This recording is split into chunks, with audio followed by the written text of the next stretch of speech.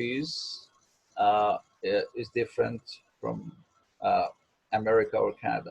And moreover, you're just comparing Iran and, for example, United States.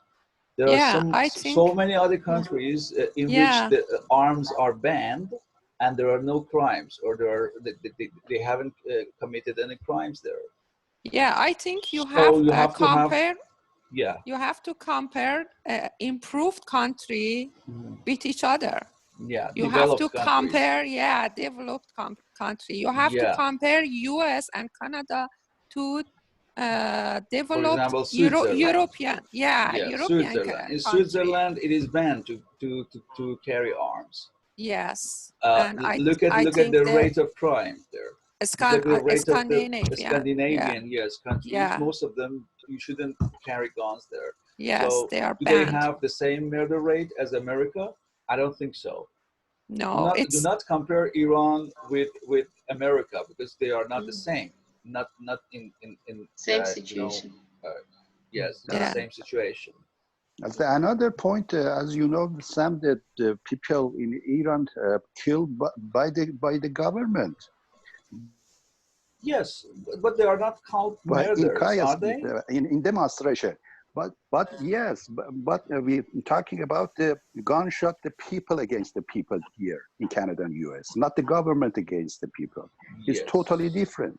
Yes, I think they are not comparable. You have to compare one country with almost the same size as America, with the same development, with the same advances in technology and in modernity, with another country which does not exist actually in the world. So I think these comparisons are not quite,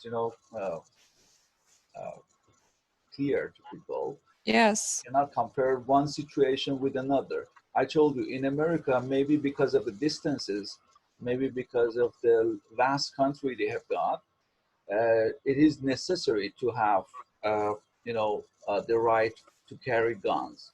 But in some countries, like in Switzerland or in, for example, England, in which the country is not so big and people are living mostly in cities, so they don't need to carry guns. So anyway, yes, let's continue with number 3. Should the schools be gun-free zones? Yeah, absolutely. Yeah, most of these shootings have happened at a school area. I think for a school it should be banned using gun. Yeah, it should be banned. Yeah, I agree. So you agree with this sentence? Yeah. Gun-free, that means they can carry gun? No, gun-free? Gun-free means they cannot carry guns. I absolutely agree with this one. Yeah, I agree. Free here, it means without. Without. Yeah. Like sugar-free. There are some sugar-free no sugar. or sugar-free drinks. I can take an example like radio-free. In some cottage, you can see a sign that this area is radio-free. It means that this area should be very silent, and any voice and any something that. Yeah, without any radio waves. So let's go to number 4. Is it difficult to get a permit to carry a gun in the place where you live? Do you think it's difficult to get a permit or a license to carry guns in Canada? I never try it anyway. Yeah, I don't know. I don't know. Some people, I don't know how can I say, for killing animal. Yeah. What is the killing animal? Excuse me, I think if you have hunting. Hunting, yeah, for hunting they apply. I heard my friend, she told me her husband had a permit to carry a gun for the hunting. Yeah. I asked her how does your husband get a permit?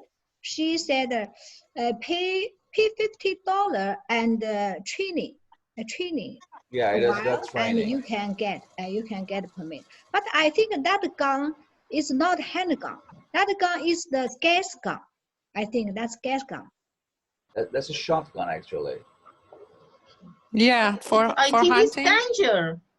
Yeah, it is dangerous. That's why you have for those gas gun just for the hunting animal. Yeah, for those yeah, guns, but it could kill people also. Kill the person too, I think. Yes. Yeah. Also, I heard from my friend for hunt in Canada it is very difficult, and it is needs to have a license and educated about hunting and something like that. But another things I don't know actually. Yeah, you need to go to some classes, and it needs training. There are some classes around Canada that you can attend to and to get the license for carrying those shotguns for hunting especially. But I can introduce you some classes. I know one of them in Richmond Hill where I was working previously. We had a class next door. There are some Canadians just teaching people how to shoot animals. Sorry, not people. But yeah, that's just for those who are licensed. Yes. Yeah. Okay. Any questions so far? No. No. Let's go to the reading.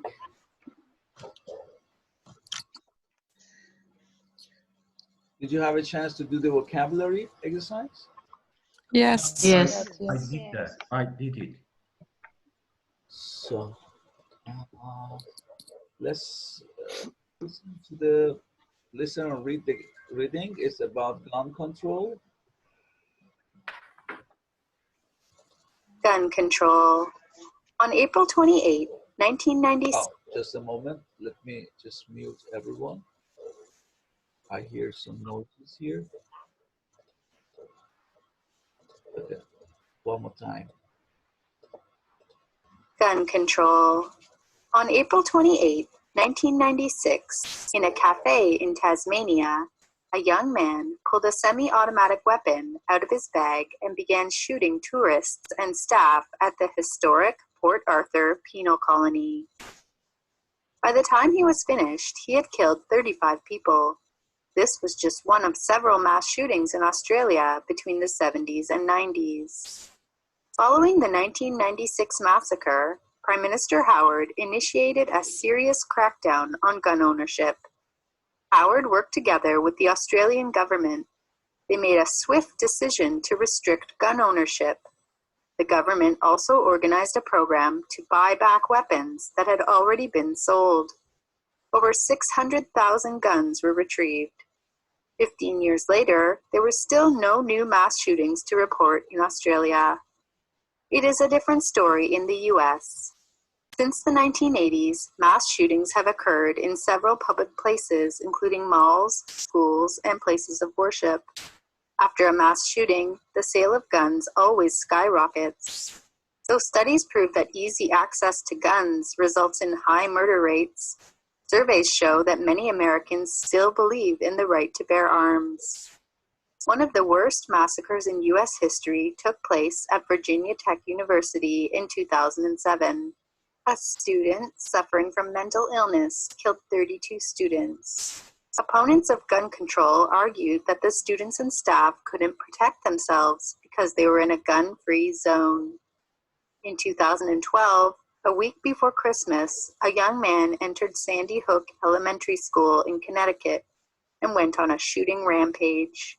He killed 6 staff members and 20 first graders with a legally purchased gun.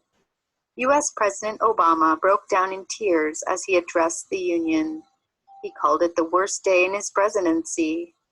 Like Prime Minister Howard, Obama immediately organized a team to address gun control laws. His proposals called for a ban on assault weapons and mandatory background checks for all gun buyers. Within 1 month of the school shooting, 1,000 more Americans had been killed by guns.